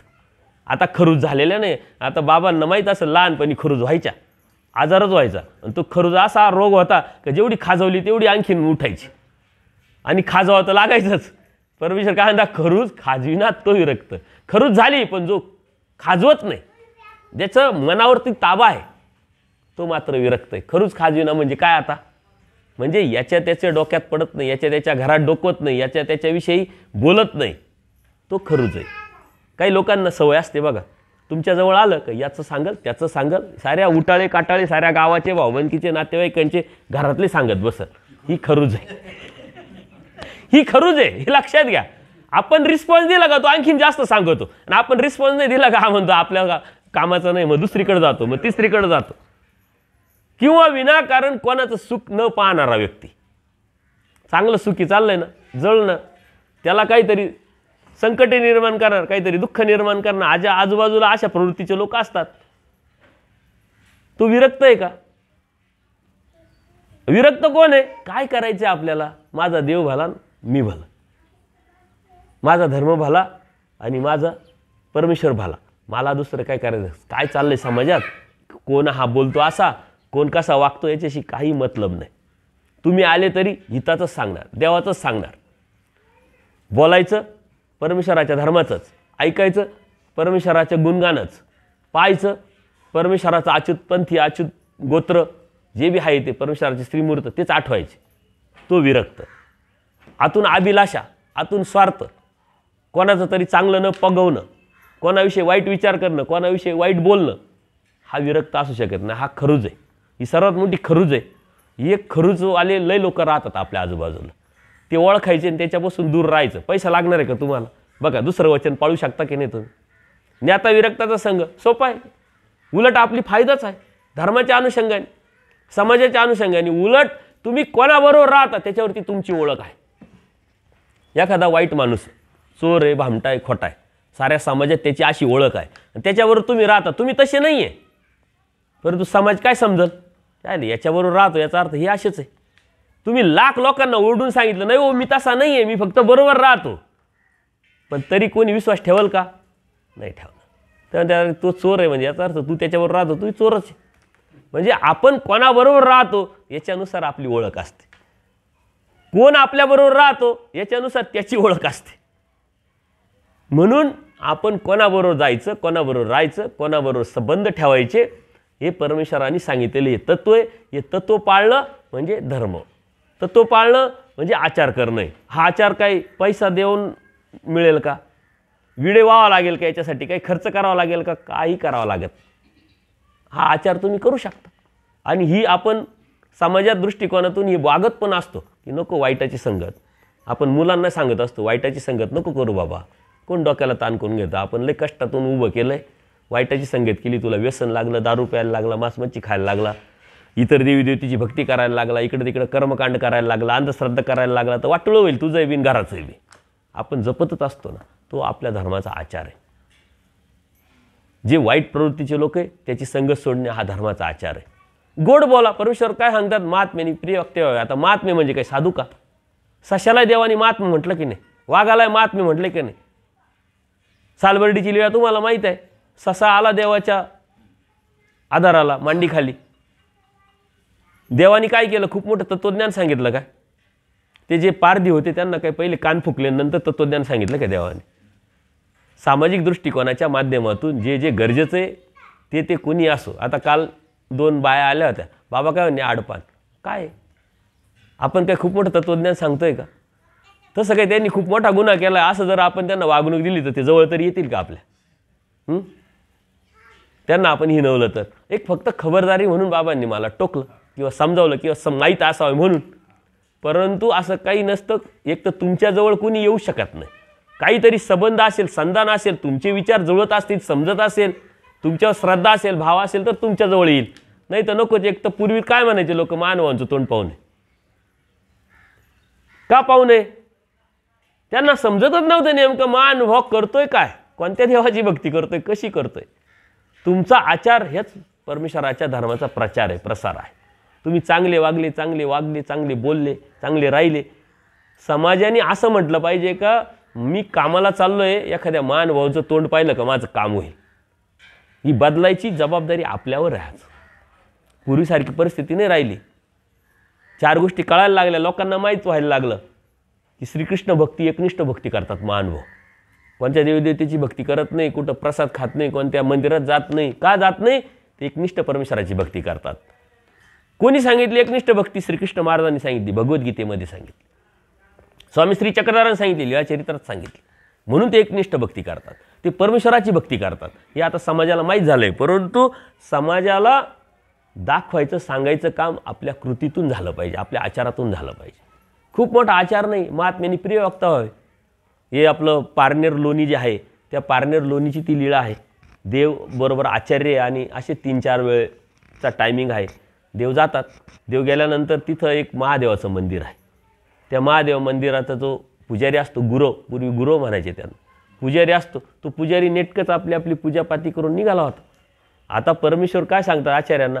त्यांना विचारा, गाव नवीन आहे, आपल्याला माहीत नाही. तर देवाला तर सर्वच माहिती आहे, परंतु समाजव्यवस्था, त्या समाजव्यवस्थेनुसार वागावं लागेल आणि आपल्याला शिकवायचं आहे ना, देवाला प्रसंग निर्माण करावा लागतो. देव सर्व जाणूनही बी अजाणतेपणाचं कधीतरी ॲक्टिंग करतात, जेणेकरून तुम्हाला शिकवता येईल, जीवाला शिकवता येईल. आचार्याने सांगतात त्यांना हटका. आता आचार्य पूर्वक्रमाचे त्यांचे संस्कार, ते काय म्हटले, ओ गुरु, म्हणजे वाईट थोडंसं उद्धटपणाने बोलले. आता एखाद्याला आपण उद्धटपणाने जर बोललो तर तो आपल्याला चांगलं म्हणेल का? आपण आवजाव घातले, आपण आदरयुक्त बोललो तर तो बी आपल्याला आदरयुक्त आणि आवजाव घालेल. आपण आरे कार्य केलं का तो बी कार्याला कार्य करतोच. आणि त्याला राग आला की काय बाबा हे महात्मे आम्हाला असं उद्धटपणे बोलता, आम्ही काय असे येते का? मग देवाने सांगितलं, अहो तुम्ही महात्मे, तुम्ही प्रिय वक्तव्य वाढवा, तुमचं तोंड गोड असलं पाहिजे, तुमचं बोलणं गोड असलं पाहिजे. आणि मग देव म्हणतात, या राणे हो, राणे हो म्हणजे या राजा. आपण एखाद्याला ऊर्ध्वगतीची चेष्टा करतो, ऊर्ध्वगतीचं बोलतो ना, या दादा, या काका, या मामा, या नाना, या असं बोलतो की नाही आपण? मोठेपणा देतो की नाही? ते मोठेपणा दिलं तर त्याला बरं वाटतं. का बरं वाटतं? तुम्हाला बी तसंच अपेक्षा असते. जर तशी अपेक्षा तर तुम्ही दुसऱ्याला द्या, दुसरे तुम्हाला देतील. पेरलं तर उगवलं, जे पेरलं तेच उगवतं. सोयाबीन पेरलं तर काही दुसरं पीक येईल, मका उगल काय? जे पेरलं तेच उगवतं ना. तसं तुम्ही जसे बोलाल तसं तुम्हाला रिझल्ट भेटतो. देवाने सांगितलं, या राणे हो, तुमचे घरचे निकीने असते, तुमचे घरचे चांगले आहे. मग त्याला बरं वाटलं. मग म्हटलं, अहो गावात ब्राह्मणाची घरं कमी आहे, जा यांच्याबरोबर काहीतरी भिक्षा मिळून द्या. त्याला चांगलं बोलल्यानंतर त्यांनी पुढं लिडरशिप केली, ब्राह्मणांच्या घरी गेले. म्हणले, आपले ब्राह्मणांचे घरं कमी आहे, हे बाहेरची महात्मे लोक आलेले आहे, यांना काहीतरी चांगली भिक्षा, थोडी जास्त भिक्षा वाढा. म्हणजे लिडरशिप केली. म्हणजे गोड बोलण्याचा फायदा काय झाला? देवाने आपल्याला सांगितलं आहे, मानवांनी गोड बोललं पाहिजे, साधकांनी गोड बोललं पाहिजे, परमेश्वराची भक्ती करणारे गोड बोलले पाहिजे. आता गोड बोलले पाहिजे, शेजारच्याशी नाही गोड बोलले पाहिजे, सुनाशी गोड बोलले पाहिजे, सुनानी सासूशी गोड बोलले पाहिजे.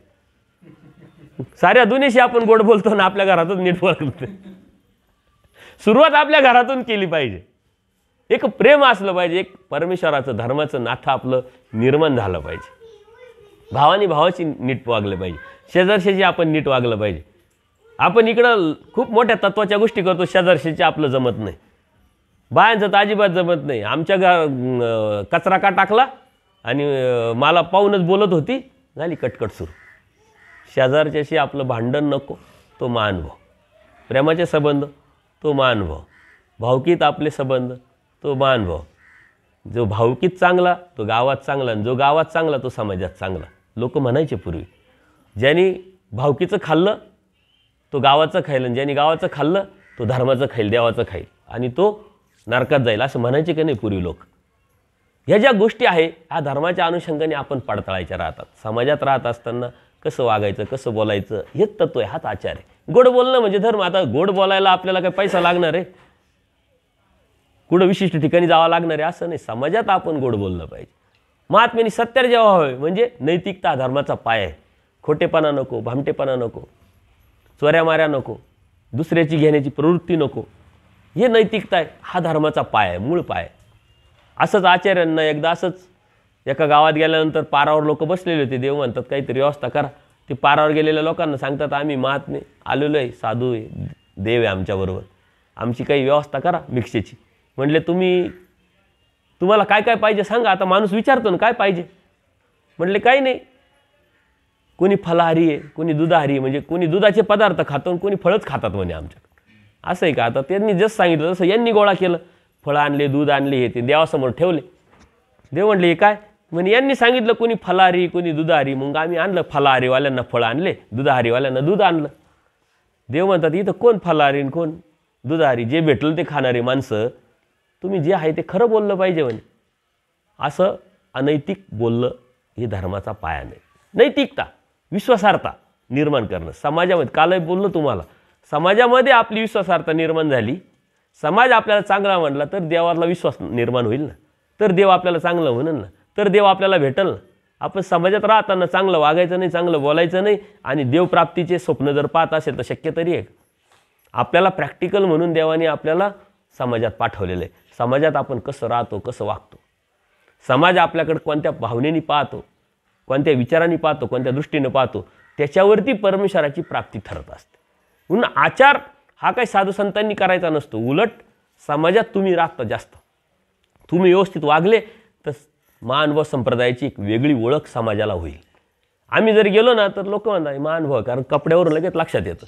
तुमच्या कपाळावर लिहिले का महानुभाव, परंतु तुम्ही चांगले वागले, चांगले बोलले, नैतिकता सांभाळली नाही, लोकांनी काय म्हटलं पाहिजे, अरे तो महानुभाव आहे ना, शंका घ्यायलाच कारण नाही, जाय बिंदास व्यवहार कर, बिंदास त्याला काय द्यायचं ते, किंवा बिंदास त्या वस्तू काय घ्यायची ती घे, कारण महानुभाव वाईट नाही, चुकीचे नाही, अनैतिक कामं करत नाही. अशी ओळख निर्माण करायचं काम कोणाचं आहे? तुमचं आहे. व्यवसायात करत असताना, शेती करत असताना, व्यापाऱ्याबरोबर, लोकांबरोबर, समाजात राहत असताना ही नैतिकता तुमच्या जर जीवनामध्ये तुम्ही उतरवली तर ते धर्माचं एक तत्व आहे. आणि जो नैतिकतेने वागतो त्यालाच परमेश्वर प्राप्ती होते. जो नैतिकतेने वागतो त्यालाच अध्यात्माची प्रगती निर्माण करता येते, साधता येते. मग तो साधू असो नाही तर तुम्ही असो. आम्ही इकडे कपडे घातले ना, आम्ही अनैतिक जर वागलो ना तरी आम्हाला प्राप्ती होणार नाही. हे सोपं नाही आहे, एवढं सोपं नाही. आम्ही जरी सुद्धा तुम्हाला खोटं नाटक केलं, काहीतरी बोललो, चुकीच्या गोष्टी, तुमच्या मजबुरीचा, तुमच्या अज्ञानाचा फायदा उचलला आणि तुमच्या खिशातले पैसे आमच्या खिशात कसे येतील हेच आम्ही पाहिलं खोटं नाटक सांगून, तर आम्ही फसलो. हे फसवेगिरी जी आहे धर्मात अजिबात चालत नाही. धर्म डुप्लिकेट नाही. धर्म जे आहे ना अस्सखीत नाणं आहे, खणखणीत नाणं आहे. आणि ते तसंच स्वीकारलं, तसंच केलं तरच परमेश्वर प्राप्ती. दुसऱ्याविषयी चांगला विचार, चांगल्या गोष्टी ह्या आपल्या असल्या पाहिजे. आपल्या जीवनामध्ये भांडण नसावं. भांडते दोघे अन्य देवाने सांगितलं. कोणाही बरोबर आपलं भांडण नसलं पाहिजे. परमेश्वर म्हणतात हा चांगला हा वाईट असं नाही. भांडणारे दोघे अन्यायीच असतात, दोघे वाईटच असतात म्हटले. न्यायनिवाडा परमेश्वर करीत बसलेच नाही. का करीत बसलं नाही? ती एक प्रवृत्ती आहे म्हटले. म्हणून आपलं कोणाबरोबर भांडण नसलं पाहिजे. आपल्या घरातही नसलं पाहिजे ना, आपल्या आजूबाजूला नसलं पाहिजे, भाऊबंदकीतही नसलं पाहिजे, समाजातही नसलं पाहिजे. ज्या वेळेस तुम्हाला एक कळालं ना त्यावेळेस तुमच्या घरातले भांडणं मिटले पाहिजे, तुमच्या समाजातले भांडणं मिटले पाहिजे, तुमच्या गावातले भांडणं मिटले पाहिजे. जिकडं भांडण आहे तर तुम्ही उभेच राहिले नाही पाहिजे. परंतु आपली प्रवृत्ती भांडण काय आहे, आपल्याला वाटतं काय झालं काय झालं, ही प्रवृत्ती. ते कधी जास्त भांडतील आणि त्या भांडणामध्ये कशी जास्त आपल्याला तेल वाटता येईल ही आपली प्रवृत्ती आहे. ते महानुभाव नसतात. भांडण मिटवणारा महानुभाव असतो. इंद्रिय भट नावाचे भक्त होते. विशेष मनोधर्म परमेश्वराचा होता इंद्रिय भटावरती. त्यांनाच फुटा दिलेला आहे. म्हणजे जे प्रसाद जो दिलेला आहे तो त्यांना परमेश्वराने प्रसन्नतेने दिलेला आहे, तोच आपल्याला पूजा अवसरामध्ये आलेला आहे. पण त्या इंद्रिय भटांनी जे दादोस होते, दादोसांचा भाऊ, त्या भावांचं आपल्या एल बरोबर एका भक्तीबरोबर काहीतरी व्यवहारात थोडीशी अडचण आली. आता व्यवहारात अडचण आली तरी तुझं माझं होतंच, कटकटी होतेच. ह्या दादोसांचा अर्थार्थी संबंध नव्हता त्या इंद्रिय भटाचा. आता इंद्रिय भटाचा संबंध नसताना त्यांनी त्या एंट्री केली तिथं भांडणामध्ये. बरं एंट्री केली तर केली, मिटवायसाठी एंट्री करावी ना. त्यांनी आणखीन त्या भांडणात तेल टाकलं तर देव उदास झाले. देवानी खंती पकडली आणि परत इंद्रिय भटाला देवानी दर्शनच दिलं नाही. शेवटच्या याच्यामध्ये देव जेव्हा जातात तेव्हा ते इंद्रिय भट त्यांचा बराच लांब काय करण्यासाठी जातो आपण, एखादा पाहुणा आला तर हां वाट लावायला. आता आमच्याकडे वाट लावणे हा शब्द वेगळ्या अर्थाने घेतात. वाट लावायचं म्हणजे याचं वाईट करायचं, तुमच्या इकडं वाट लावणं म्हणजे त्याच्याबरोबर जायचं असा विषय होतो. तर वाट लावायला ते आले, तुमच्या भाषेत घेऊ आपण, तर बऱ्याच लांब गेले ते. बाईसा म्हणते बाबा हा बराच लांब आला, याला थांबवा. म्हणजे काय थांबवायचं, आता याची शेवटचीच भेट आहे म्हणे, याला आता आम्ही दर्शन देत नाही म्हटले. त्याच्या मनात भीती आली आणि भीती निर्माण जरी झाली तरी देव काय प्रसन्न थोडी झाले. एकदा देवाची खंती उदासीनता निर्माण झाली, देव परत आपलं तोंड पाहणार नाही. आपण वागलो चुकीचं, देवाने आपल्याला दिलेला बोध आहे, देवाने आपल्याला दिलेली जाणीव आहे ती निघून जाते आणि मग आपलं मन, आपलं बुद्धी, आपलं हृदय कलुषित होतं. आणि ज्याचं मन बुद्धी कलुषित झाली त्याला परमेश्वर पाहतच नाही, त्याला संधीच भेटत नाही. नैतिकता हा धर्माचा पाय आहे. एक तर कशात खरूच खाजविणं, खरूच खाजवायचीच नाही, डोकं लावायचंच नाही, आणि खाजवायची तर ती परत परत खाजल्याच जाणार आहे. लक्षात घ्या, ही विरक्ती निर्माण करायची आपल्या हृदयामध्ये. काय करायचं आपल्याला, कशासाठी करायचं, आपलं काम भलं, आपण भले, आपला देव भला, आपला धर्म भला. कोण काय बोलतंय, कोण काय वागतंय, कोण कसं राहतंय याच्याशी काही मतलब न ठेवणारा खरा मानव असतो. विनाकारण डोके लावणारा आणि भांडण करणारा आणि भांडणामध्ये उडी घेऊन आणखीन भांडव पेटवणारा भाव नसतो. मग तो वासनिक असो नाहीतर साधू असो. आम्ही बी त्याच्याच प्रवृत्तीचे जर असेल तर त्याला बी तुम्ही स्वीकारलंच नाही पाहिजे की हा साधू नुसत्या कपड्यानी आहे परंतु हा लय उच्चापती आहे. असं तुमच्या लक्षात आलं तर तुम्ही त्याच्यापासून सुद्धा सावध राहिलं पाहिजे. हे कोण सांगते, मी सांगते, लक्षात घ्या. उच्चापती साधू असो नाहीतर हा असो, देव स्वीकारत नाही. नैतिकता हा धर्माचा पाया आहे. भांडणं आपल्या हृदयामध्ये, आपल्या विचारामध्ये, आपल्या बुद्धीमध्ये आपली प्रवृत्तीच नसली पाहिजे. जर यदा कदाचित जगामध्ये आपले काही भांडणं असतील ना तर जाऊन आपण माफी म्हणू, भाऊ मनात काय जे झालं ते झालं, मनात काही ठेवू नको. आपण प्रसव मोडतो की नाही, प्रायचित्त घेतो की नाही. प्रायचित्त आणि प्रसव त्याच्याच अनुषंगाने आपण एखाद्याला पाय लावला तरी आपण म्हणतो सॉरी बरं का, म्हणजे हा आपला धर्म आहे. तेव्हा एखाद्याचं जर मन आपल्याकडून कधीतरी दुखावलं गेलं असेल, व्यवहारात, सांगण्यात, बोलण्यात, होतात, समाजामध्ये राहायचं आहे, भाऊबंदकीमध्ये राहायचं तर तुझं माझं, तू माझं माझं होतच राहत. घरामध्ये तर दररोजच होत राहतं. बाबा मनात काही ठेवू नको, दुःख काही ठेवू नको, कारण हा दुखावला परमेश्वरापर्यंत पोहोचणार नाही. पद्मनाभी देव होते ना, ते पद्मनाभी देव असेच कपडे धुण्यासाठी गेले आणि तिथं अन्य साधू, त्याचं नाव काय होतं, परमानुभव देव, म्हणून ते पण त्यांचा शिष्य कपडे धुवायला आला. आता हा जरा उच्चपती होता पद्मनाभी, म्हणजे खरूच तुमच्या आपल्या शब्दात खरूच झालेली होती त्याला. तो म्हणतो तुमच्या गुरुचं नाव काय, म्हणे परमानुभव देव. म्हणे तुमच्या गुरुला काय परमाणू इतका बी अनुभव नाही का म्हटले. त्यांनी शब्दाशी कोडी केली. त्याला दुःख वाटलं. आता आपल्या गुरुविषयी कोणी काही बोललं तर कोणालाही वाईट वाटतं की नाही, आणि त्याला दुःख झालं. आता देवाला काय सांगायची गरज आहे का, देव सर्वज्ञ, देवाला इकडंच कळालं. तो गेला त्याच्या गुरुकडं आणि हा यायला लागला. देव काय म्हणतात, बाई दरवाजा लावा म्हणे, याला आतमध्ये घेऊ नका म्हणे. आता ते लहान पोरगं लागलं रडायला का देवाने दरवाजा लावला, आबा आता कसं काय. बाईसा विचारतात काय झालं बाबा, म्हणे यांनी चैतन्य पळून आला म्हणे, एकाचं याला दुखवलंय, माणसाला दुखवलंय म्हणे, त्या गुरुला दुखवलंय, चैतन्य पळून आला म्हणे. मग आता काय करायचं, आता रडायला लागला म्हणे. मग आता काहीतरी उपाय सांगा म्हणे देवाला. म्हणे काय हरकत नाही, यांनी अंगाला शेण माती लावायची, त्या ज्याच्याविषयी बोलला त्या गुरुकडे जायचं, त्याच्याकडे माफी मागायची, प्रायचित्त मागायचं, आणि त्यांनी माफ केलं आणि त्यांनी मला निरोप पाठवला का आता माझा म्हणून घ्या तुम्ही, तर मी याला स्वीकारील, तर याला येऊ देईल. बघा आपले देवाची किती मोठं उंच तत्वज्ञान आहे, हे लक्षात घ्या. आणि मग त्यांनी तसं केलं, शेण माती लावली, तिकडं त्या गुरुकडे गेला, माफी मागितली. आता याने त्याच्या शिष्याने त्याला सांगितलं होतं ना का असं अशी, त्याच्या मनामध्ये राग तर आलाच होता, राग येणारच ना. कोणीतरी आपण कन्फर्म सुद्धा करत नाही, जर तुमच्याविषयी कोणीतरी तो तर असा बोलत होता, खरा बोलला का खोटा बोलला आपण विचारच करत नाही, त्याच्याविषयी लगेच आपल्या मनामध्ये राग निर्माण होत. त्या शिष्याने आपल्या गुरुला सांगितलेलंच होतं, त्यांना राग आलेलाच होता, आणि तेवढ्यात हा गेला म्हणे बाबा हाच बोलत होता. परंतु तो अशा पद्धतीने गेला हात जोडून, त्याचा राग कमी झाला. आणि मग त्यांनी सर्व सांगितले हकीकत, माझ्याकडून चुकी झाली, मी माफी मागतो, मग आता आमचे देव आम्हाला स्वीकारत नाही. तुम्ही जर म्हटले, तुम्ही माफ केलं आणि तुम्ही जर म्हटले की आमचा म्हणून घ्या तर देव स्वीकारतील. ते म्हणतात बघा श्री चांगदेवराव किती मूर्त मोठी आहे, देव किती मोठ्या विचाराचे आहे, निराभिमान वस्तू म्हटले. आणि मग त्यांनी निरोप पाठवला आणि मग परमानंद देवाला जवळ घेतलं. म्हणजे मन दुखवायचं, कोणाचं वाईट करायचं तर किती मोठं सजा आपल्याला परमेश्वर देऊ शकते. त्या पद्मनाभी देवाला म्हटलं याचं तोंड नाही पाहायचं आता. आणि तेच पद्मनाभी देव जेव्हा संभाजीनगरमध्ये गंगापूर स्थान आहे तिथं गेले, देव म्हणते याचा अनुसरा, तुम्हाला मी पाहिजे तर तुम्हाला अनुसरावं लागेल, त्याग करावा लागेल, आचार करावा लागेल. तर त्यांच्या मनात काय होतं, कारण ते सावकाराचे पोरगा होता, त्यांच्या मनात काय वाटलं का आमचे आई वडील भाऊ बहिणी सारे जर अनुकूल झाले, ते सर्वच आले आणि देवाकडे सर्वच अनुसरले तर चांगलंच आहे म्हणे, मला अडचण नाही, त्यांचंही भलं होईल. देव म्हणतात हा धांदूल मोक्षाप्रमाणे करू राहिला म्हणे. बाईसा म्हणते काय धांदूल मोक्ष, तुम्हाला माहिती आहे धांदूल मोक्षाची गोष्ट? कोणाला माहिती? नाही माहिती. तर धांदूल मोक्षाची गोष्ट देवाने सांगितली.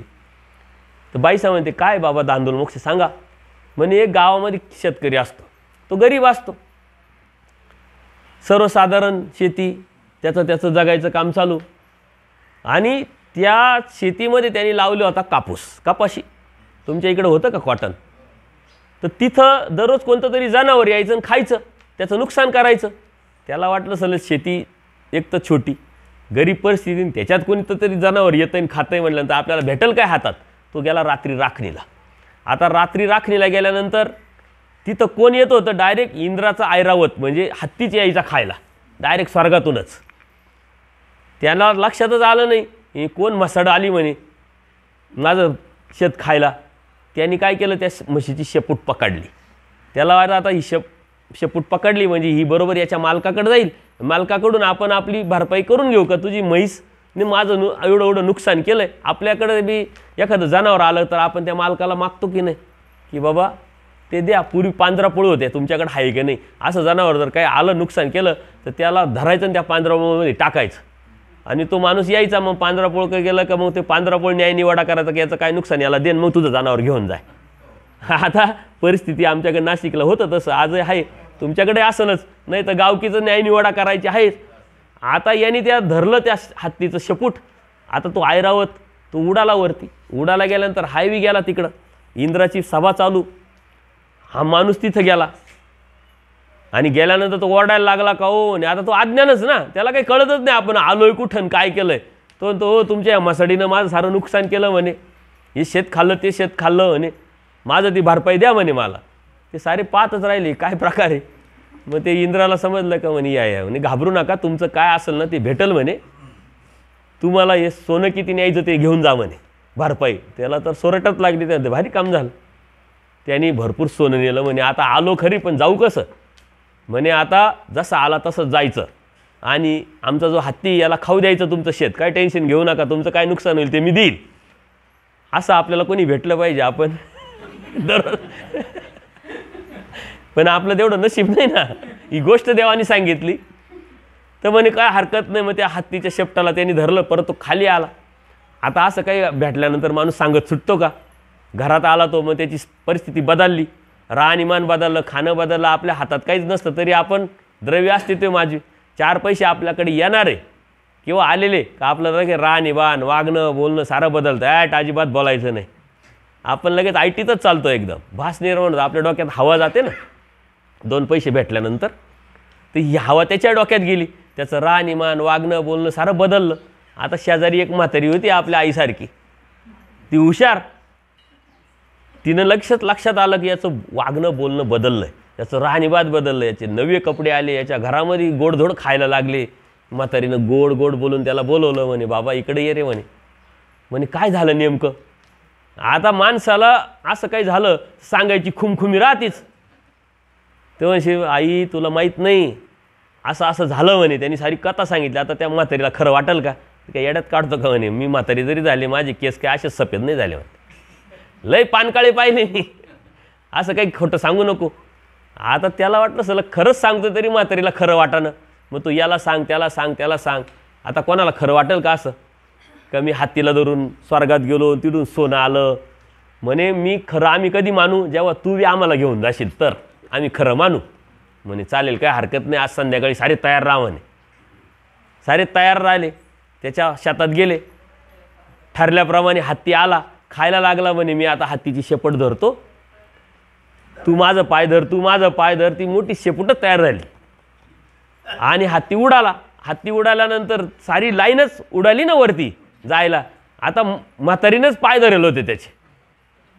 म्हातारी म्हणते धांदूल बाबा तिथं एवढ्या कापसाचा किती सोनं भेटतं म्हणे. आता त्याला खुमखुमीत तो म्हणे एवढा कापूस दिला तर एवढा सोनं साठतं. ते हात सुटला त्याचा. आता हात सुटल्यानंतर तो काय करणार, तो खाली पडला, त्याच्यावर सारे पडले, कोणाचं पाय मोडला कोणाचा हात मोडला, कोणी मेलं. तसं परमेश्वर म्हणतात की माझं घरदार येईल आणि मग मी देवाजवळ अनुसरेल. तर असं शक्य आहे का. किंवा मला घरच्यांनी परवानगी दिली सुखासुखी तर मग मी अनुसरेल, असं शक्य आहे का. म्हणले त्याच्याबरोबर तू तुझे बी हाडगं मुडकं मोडून घेशील, म्हणजे काय नरकात जाशील, तू तर गेलाच गेला, तुझ्याबरोबर त्याचाही गेला. म्हणून आपल्याला ही राईचं व्हायचं आहे. तुम्ही राहता का मी राहू, तुम्ही जाता का मी जाऊ, आपण दम दिला पाहिजे. आपला वेगळाच दम आहे. अजिबात ते नाव नाही काढायचं, मान भाव व्हायचं, नावच नाही काढायचं, नाही तर मग माझ्यासारखं कोणीच वाईट नाही होत. डायरेक्ट दंडुकाच काढायला राहतो. बाबा म्हणते डोक्याला ताण, सकाळी जेवण केलं संध्याकाळी भेटतं का नाही, नको रिस्क, गप बसतो. धर्म आपल्याला प्राप्तीच्या अनुषंगाने परमेश्वराने दिलेला आहे. प्राप्ती ही त्यागावर आचरणावर अवलंबून आहे. आणि या काही गोष्टी आचरणाच्या अनुषंगाने मी तुम्हाला सांगितल्या. बऱ्याच गोष्टी आहे. देवाने सांगितलं अन्यवार्ता करू नका, त्याच्यापेक्षा झोप काढा. पण आपण गप्पा मारायला एकदम पटाईत, एकदा का स्टँडवर गेलो का लोकसभा झाली आता विधानसभा कशी होईल, तसं काही याला विचारूनच तिकीट देणार आहे. आणि याला जेवढं नॉलेज आहे तेवढं कोणालाच नॉलेज नाही असा दाखवायचा आपण हिरिरीनं भाग घेतो. पण धर्माची गोष्ट केली का लगेच त्याला आळस येईल, तर जाऊ दे चल मला काम आहे. अन्यवार्ता करायच्या नाही, हा धर्माचं तत्त्वज्ञान आहे. तुम्हाला बघ जेवताना सुद्धा गप्पा मारी त्या बाया. मी एकदा एका ठिकाणी गेलो, म्हटलं बायांना पहिले पंगत वाढा. त्यांना बाया फर्स्ट म्हटले, बाबा तसं करू नका म्हणे. का बरं म्हणे, आपला 1 तास वाढल म्हणे. का बरं, अहो म्हणे बाया जेवताना आहे ना गप्पा मारत जेवतात, त्याच्यामुळे त्यांना वेळ लागतो. मला माहीतच नव्हतं. म्हणलं असं कसं काय. अहो म्हणे तुम्ही काम करा, पहिली आपली पंगत बसू द्या, तुम्ही जेवून घ्या आणि मग बायांचा विचार करा, बायांचं काही टेन्शन नाही, त्यांचं चालू राहतं. मग मी बी जेवलो आणि मी गुपचूप कोपऱ्यात जाऊन बसतो. खरंच असं असतं का. आणि खरंच तसं पाहिलं मी. बाया 1 घास खायच्या गप्पा मारायच्या, 1 घास खायच्या गप्पा मारायच्या, 15 मिनिटाचं जेवण 1 तास लावलं बायांनी. म्हणजे जेवताना सुद्धा त्यांचं तोंड बंद नाही राहत, दोन्ही कामं चालू, खायचं चालू गप्पा मारत चालू. देवाने तेच सांगितलं खप्पा मारू नका, देवावरचे गप्पा मारा. परंतु आहे का, देवाने सांगितलं अन्यवार्ता करू नका. कारण अन्यवार्ता केल्याने काय होतं, कोणाविषयी तरी बोलणार ना तुम्ही, त्याच्या कानावर जाणार, त्याचं मन दुखणार. आपण तोंड बोलतो ना, ती वाप निघते, त्यांनी सुद्धा जंतू मारतात. आता मी बोलतो धर्माच्या अनुषंगाने, परंतु जेवढं गरजेचं आहे तेवढंच बोललं पाहिजे. त्याच्यापेक्षा झोपा काढा म्हटलं. आपण झोपाही काढितो आणि ताजंतवानं झाल्यावर परत गप्पा मारायला सुरुवात करतो. तर आजपासून कमी बोलणं, इतर लोकांवरती न बोलणं, हाच धर्म आहे आणि हाच आचार आहे. अवघड आहे का सांगा बरं, करू शकत नाही का. हाताची घडी तोंडावर बोट. सत्संग चालू असताना सुद्धा बाया गुपचूप गुपचूप बोलतात मनातल्या मनात, खुसफुस खुसफुस. मी काय कर, अरे मी सांगतोय तुम्हाला तरी तुम्ही गप्पा मारताय, मला सांगा काहीतरी. पण नाही, प्रश्न विचारा म्हटलं का विचारणार नाही. तसंच माणसंसुद्धा घेणं नाही देणं. कंटाळा आला का फक्त आपण गिराईक पाहत राहतो, कोण आहे की ज्याच्याबरोबर आपल्याला गप्पा मारता येईल आणि त्याला बोर करता येईल. आपण बोर झालो का आपण दुसऱ्याला बोर करायचं. पण ते धर्माचं तत्त्व नाही. तुम्हाला ह्या गोष्टी सांगितल्या आहे. पडिल्याची शुश्रूषा म्हणजे एखादा आशक्त आहे, साधू संत असेल, नामधारक वासनिक असेल, त्याची सेवा करणं आहे की नाही. किंवा जो आचारावरून पडला, विचारून पडला. आता जसं आपल्या घरातलाच एखादा माणूस गावातला आहे, उपदेशी घरातला पोरग आहे, त्याला धर्म कळाला नाही, धर्म समजला नाही, त्याने उपदेश घेतला आहे, परंतु जातो इकडं जाय, ह्या मंदिरात जाय, त्या मंदिरात जाय, स्वामी समर्थ जाय, आणखीन कुठं जाय. आपल्याला कळालं ना, तर आपण लगेच त्याला जवळ बोलवलं पाहिजे की अरे बाबा हे चुकीचं आहे, हे चांगलं नाही, धर्मावरून जाशील, खूप मोठं नुकसान होईल. ही शुश्रूषा म्हणजे ही सेवा करणं प्रेमाचा उपाय आहे. एखाद्याला या कर्मकांडातून, एखाद्याला अंधश्रद्धेतून, एखाद्याला देवत्या भक्ती जर काढलं, परमेश्वर म्हणता मी तुम्हाला प्रेम दिली. काही सानं हे कोणाही करू शकत नाही म्हटले. ती तळमळ इच्छा असली पाहिजे. नाही तर आपण काय म्हणतो, काय करायचं आहे आपल्याला. उलट आपण सांगतो त्याचं काय खरं आहे, तो इकडे येतो तिकडे जातो तिकडे जातो, त्याची आणखीन बदनामी करतो. असं नाही, त्याला जवळ बोलून प्रेमाने सांगितलं पाहिजे. याला म्हणतात शुश्रूषा. म्हणजे आजार पडला, थकला, आपण तर जातच असतो भेटायला. आपण का भेटायला जातो माहिती आहे का, आपण आजारी पडून आपल्याला कोणीतरी यायला पाहिजे ना भेटायला. आपण सफरचंद नेले का त्याची सफरचंदाची वाट पाहतो आपण. तसं नाही, ती भावना नाही ठेवायची, सेवेचा भाव ठेवायचा. हा आपला आहे, धर्माचा आहे, ह्या प्रेमापोटी जायचं. म्हणून या ज्या गोष्टी आहे, बऱ्याच गोष्टी तुम्हाला सांगता येतील, सांगण्यासारख्या खूप आहे. परंतु थोडक्यात मी काय तुम्हाला सांगितलं आज, की तुम्ही संसारात राहत असताना कितीतरी आचार करू शकता. तर हा आचाराच्या काही गोष्टी तुम्हाला नाही, त्याच्यासाठी व्हिडिओ व्हायची गरज नाही, त्याच्यासाठी खूप मोठा खर्च करायची गरज नाही. तुम्ही जिथं असाल, जिथं उठताय, बसताय, बोलताय, वागताय, तिथं धर्म आचार तुम्ही करू शकता. आणि तो धर्म आचार तुम्हाला करता येऊ शकतो. जेव्हा तुम्ही धर्माच्या अनुषंगाने, आचाराच्या अनुषंगाने असा विचार कराल आणि चालायला सुरुवात कराल, त्यावेळेस परमेश्वराची विशेष प्रसन्नता तुमच्यावर येईल, विशेष सहाय्य तुम्हाला होईल. आणि त्यानंतरच परमेश्वराच्या प्राप्तीच्या अनुषंगाने तुमचे पावलं, तुमची हिंमत निर्माण होईल आणि तुम्ही संकल्प सोडाल, विडे व्हाल, परमेश्वर व्हावा म्हणून अनुसराल, त्याग कराल. कधी? जेव्हा आचाराला सुरुवात कराल, तुमच्या मनातली भीती न्यूनगंड निघून जाईल त्याच वेळेस. आणि एक पाऊल आपलं जर असेल तर परमेश्वराचे 4 पावलं आपल्या पुढं आपल्यासाठी असतात. हे लक्षात घ्या. याच्यावरती कोणाला काही शंका आहे, काही प्रश्न आहे का? तुमच्या बाबतीत एवढं एक चांगलं आहे का? प्रश्नच नाही बा तुम्हाला. म्हणजे तुम्ही सारे ज्ञानी आहे. विनाकारण मी विचारित राहतो तुम्हाला काही प्रश्न आहे का? बाबा आम्हाला सारं कळतं, सारं समजतं, काय प्रश्नच नाही. आता हा सर्वात मोठा प्रश्न आहे आमच्या पुढं. तुम्ही जा, नंतर मग पाहू आम्ही काय करायचं. नाही आहे का प्रश्न? बरं, चला. सर्वज्ञ श्री चक्रधर दंडवत हो.